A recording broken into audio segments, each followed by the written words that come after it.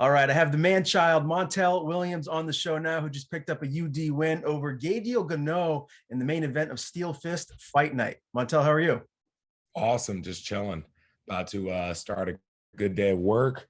Still recovering the foot a little bit from the fight. I kicked an elbow in the first round a little hard, so my foot was a little inflamed, and now enjoying the last 2 weeks. Returning to work, coming back down to planet Earth off the victory, and seeing what's next.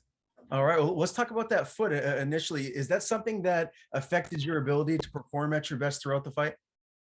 Um, I don't necessarily think so, to be honest. Um, I mean, I smashed it pretty bad, and I was just like, "Screw it, we're just gonna keep going no matter what." Um, it didn't make me hesitate throwing the kick anymore or really alter my fighting style. It definitely altered the way I walked into the gas station the next day for sure. Um, but no, it did. I would love to make an excuse for my performance, which I thought was subpar. Other people were like, "Dude, you look great," but I'm my toughest critic, so I would love to blame it on my foot, but I can't. Okay. Well, I know at this stage of your career, a win is all that matters, right? So you got the UD win. You moved to 6-0 now, but you just said you're not fully happy with your performance. Is there something you can point towards, as far as this fight with Gano? Yeah, for sure. I mean, I feel like were a ton of times where I would initiate some sort of offense, and after initiating a successful offense and landing a punch or two, I would kind of back off and be a little bit more defensive. And it would be like I would be offensive in intermittent spurts as opposed to being consistently offensive. And when I watched the fight back, the only time where my opponent really made an offensive play was when I stopped being offensive. So it kind of just alluded to the fact that, hey, sometimes the best defense is just a consistent offense as opposed to being focused on solid defensive tactics in general. Okay. I always find it fascinating too what your corner tells you in between rounds. Like what was your corner telling you in between the first, second, and so on? Oh my God, literally just like, bro, every time you're jabbing him in the face, he does not like it. It's like noticeable, it's palpable how much he's not liking the power in your hands. So follow up. Just just throw a couple punches after and you'll put him out. So I think I just made it harder than necessary for myself. Um, but I enjoyed after having it's funny, I did an interview the other day where the interviewer was like, "So 517 or 47 days, what does that mean to you?" I was like, "I have no idea." He's like, "Well, that's since you've last fought before this fight." So I guess having a fight where I had the ability for it to go the full 3 rounds kind of gave me that little extra experience boost after not fighting for a little while. So I'm kind of happy that it went the way it did, just so I had a little bit more of an elongated time in the cage and time to feel myself out and time to really work out those little kinks in a live situation. As a pro fighter, someone that's in the position that you're in right now, when you have such a long layoff like that, does it feel any different when you're actually making your walk to the cage? It's weird. So I've it's been kind of like a blessing and a curse for me where I've gone on these spurts in MMA where I fought and made my pro debut in 2016. I ended up getting shoulder surgery and couldn't fight till 2018. I got sick after my fight in 2018 and was sick for like a year and couldn't fight until 2020. Um, and then after my fight in 2020, I got two pretty bad orthopedic injuries and a staph infection, which prevented me until fighting till now. So every time I've actually come back off those layoffs, I don't know if it coincides with just getting older and a little bit more mature and being around the game for a longer period of time.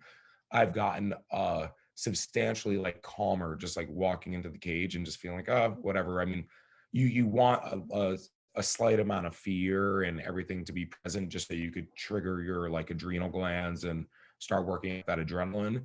But it's in a far more controlled state now where it's yeah, I just felt like almost this last time was borderline walking into a sparring match. So I like that. I feel like that's definitely an advancement, and kind of when you've heard a lot of people talk about ring rust and this and that, I do think that I don't necessarily believe in ring rust, but I believe in not attaining as much experience as you could have in that period of time. If I would have fought 10 times in the last, if I would have not shown up to practice at all, but fought 10 times since I last fought in 2020, I would be a substantially better fighter just because of the cage experience. But I still think that I don't know, that doesn't make me think that like ring rust is a real thing or anything. I just think you just get tougher mentally, but you have the capacity to grow more by fighting more. Understood. How old are you now? 28. Okay, so you're coming into your prime years right now. You still got a lot of good MMA fights in front of you, my man. So plenty of time left to achieve all your goals. As far as this win goes over Ganao, this was in Utah. Did you celebrate? Did you get a chance to do anything afterwards, or was it just pretty much back to the hotel and quiet night? You know what? Yeah, back to the hotel. It's funny. Like that's another thing that's weird. Like maybe I'm happy that I'm getting to this point in my career now where I guess the wins are more substantial and I guess more deserving of celebration, but I'm also phased out of like partying and shit. Like I'm happy that I did all my I used to, when I was 18 fighting for Tough Enough as an amateur, I'd win a fight and then be getting messed up with my friends for like 3 weeks after and out of the gym and going to EDC and putting all sorts of who knows what in my body. And now I'm kind of just like after fights, it just coincides with that increase in maturity. I just go back to the hotel, rewatch the fight. I already did some shopping at Whole Foods the day before, the food to put in my body after the fight, and I'm not like pigging out on some nasty stuff. So yeah, no real partying. I'm sponsored by this cannabis company, Fleur Cannabis. So I mean, I was definitely coming home and putting some of that Fleur Cannabis in my body, but I wouldn't say I was partying. I was just getting a little high. Okay, fair enough. Let's talk about your day-to-day life and your grind right now. Are you full-time MMA? Do you have a job, or are you just in the gym all day long, working towards ultimately I would assume the UFC? Yeah, man, I wish I was in the financial position to do that. I wonder how a lot of these fighters that I see, it seems like MMA is like a rich man sport. It's kind of weird to say that, but like I see a lot of fighters that these days, I mean, back when the fighters before, there were dudes that were living out of their car to accomplish this dream. But I see a lot of fighters talking about, oh, I struggled to do this, I'm doing this, but they're in the gym all day training. So it's like, bro, how are you funding this? Like, is your girlfriend or your boyfriend paying for this, or your parents paying for this? Who knows? Me personally, I have to work. So luckily I went to college. I got a degree in kinesiology, which allows me to charge like a pretty high premium for personal training. Plus, I've like been lucky enough to credentialize myself in mixed martial arts enough to where I charge a solid rate for training sessions. So I really only need to work like 3 hours a day to like meet my financial sustenance level. So yeah, I work 3 hours a day, and then I train around like 3 hours a day. These last 2 weeks, I'm not going to be like on the computer front and like, yeah, man, I got right back into the gym after the fight. My foot has been like smashed. So I just took these like 2 weeks off. I may even take next week to just start getting back into strength and conditioning and like pad work and then work back into full-blown training. But yeah, I usually find my days are I wake up, I live with my 90-year-old grandma that I take care of. So I wake up, I make sure she has everything she needs by making her shake, making whatever food she'll need for the day. Then I'll train a client or two, I'll head to the gym, get a training session in, train a couple clients, and then do pro practice, maybe a client after that, and then one final session with Coach Dennis Davis for one of his nighttime classes. So usually ends up around like 3 hours of training a day, 3 hours of working a day, taking care of grandma. And then I'm involved in I have other work opportunities that I'm recently just starting to get involved in as far as sales for different companies and stuff like that. So Okay, and you're still at Extreme Couture, correct? yes, sir. All right. Who are your main training partners? Like when you're in camp, who are the guys you're primarily getting your work in with? Um, I train with like a solid amount of people. I think like as far as sparring goes and getting like my good hard rounds in, I go the hardest, but like most when people say hard sparring, it's like when we could go the hardest without having the intention of like killing each other. I find the best partner for that for me is Chris Curtis. Because he bangs, he's like not going to hold anything back, but he's also not there to be like, hey, I want to hurt you, that's my intention. So Chris Curtis I get great work in with. Miles Hunsinger I get great work in with, as far as we do a lot of drilling together, work on a lot of technique together. Ryder Newman we get really good controlled sparring in. um a fighter Vlad from Moldova. I don't want to butcher his last name, but he has like a super solid record. Like 26 fights, like 21-3 or something like that. We get a ton of good work in. Who else? D1 Davis Jr. Uh, he's a solid dude. He's fought all the toughest competition, so we get a lot of work in. Jake Shields. Um, Man, the list could go on. There's been some new fighters from Mexico in the gym, actually. The Lux 185-pound champ, this guy Ivan Bam Bam, I don't know what his last name is, but we got some good rounds in this camp. So tons of dudes, and somebody an OG that actually helps out a ton is Amir Sadala. Okay. So yeah. You got a bunch of killers, man. So no shortage of that as far as training partners go day to day. And now I do see that you fought at both middleweight and welterweight. What is your weight class like that you really want to be at moving forward? The weight class that I really want to be at moving forward doesn't exist. So it would be like 175 or like 180, to be honest.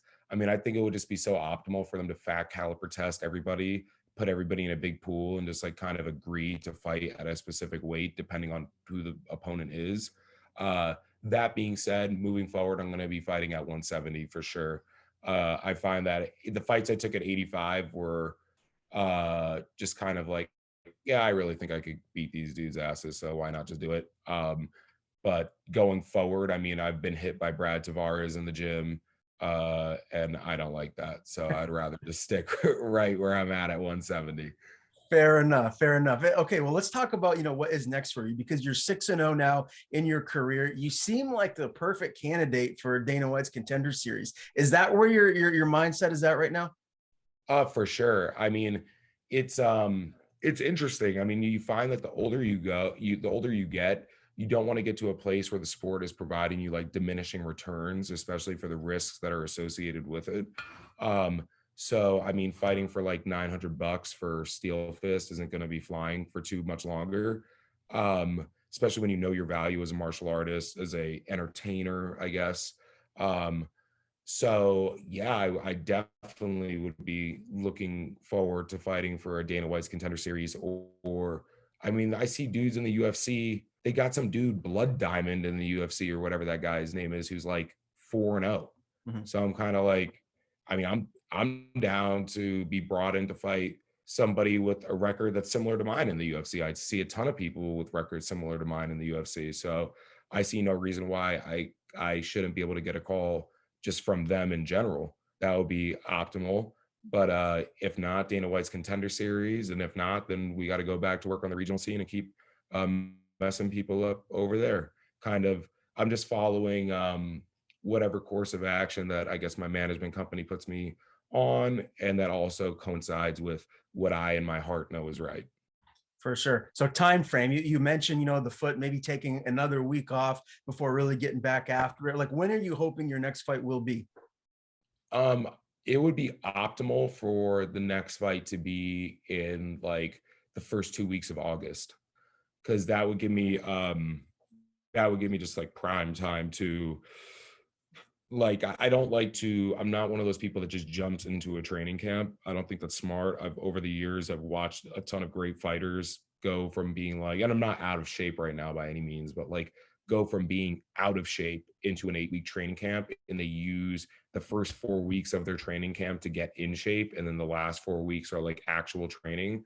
Whereas I kind of like to have like a preemptive 4 weeks 5 weeks to kind of just get the body to where I'm already ready to fight, and then actually getting into the 8-week training camp just as like the extra little sauce on top. So yeah, I don't like losing weight and everything to be the priority of my 8-week training camp. So yeah, I think the first 2 weeks of August would be optimal, and for some show right at the UFC Apex, that would be optimal. And that's what we're shooting for. That's what I'm hoping for. I love it, man. I can't wait to see what's next for you. Again, Montel Williams gets the UD win in the main event of Steelfist Fight Night, beating Gadiel Ganao. Montel, great talking to you for the first time, my man. Before I let you go, I want to give you the floor. Tell people where to follow you on social media. And if you have anyone to thank, any sponsors, the floor is yours. For sure. Thank you so much for your time, sir. You could find me on social media at the Happy Sign on Instagram, the Happy Sign guy on Instagram. Please check out all my sponsors. They're super amazing. Flirt Cannabis out of Las Vegas, Nevada. It's the only completely organic cannabis company out here. Froge Finance. It's an awesome eco DeFi play. Energia Flows Fitness. They're great. They provide online personal training, and the personal trainers that they have are top notch. And of course, Extreme Couture, the best gym in America. So I want to thank all of them, my family, my friends, my loved ones, people like you for supporting me in this journey, in this process. And yeah, let's get that UFC win this summer.